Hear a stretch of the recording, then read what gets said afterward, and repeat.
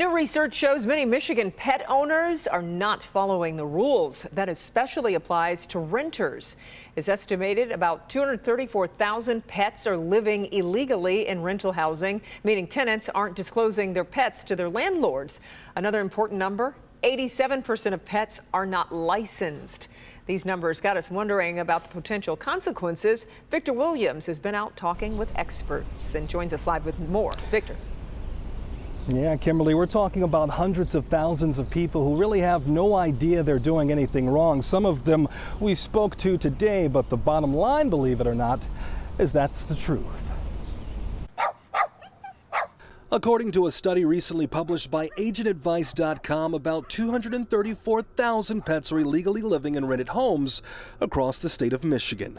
That means a good amount of landlords have no idea that some of these animals are living on their property. I think the honesty would be the best thing, or not have a dog there at all. But as it turns out, not registering your dog or pet in general is against a law that's been in place since 1919.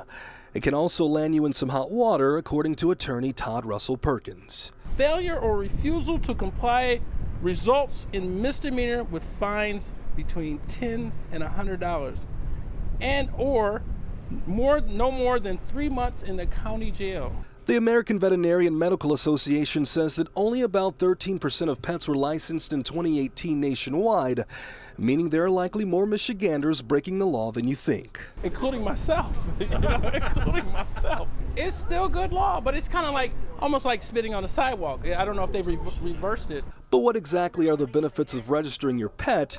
First off, it's a way for the state to keep records intact. There's actually a form that you need to fill out. Otherwise, we don't know who the pet belongs to. Another reason is that it's also a way for you to keep track of your pet.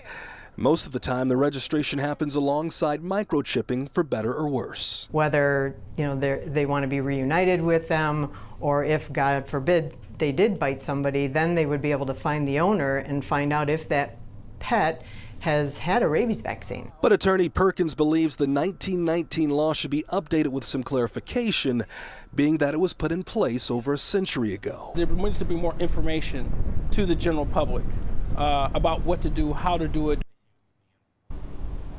And one thing to keep in mind is that every time you move or you get a new pet, you need to update your paperwork with your vet. Victor Williams, Local 4. Yeah. Okay, Victor, thank you.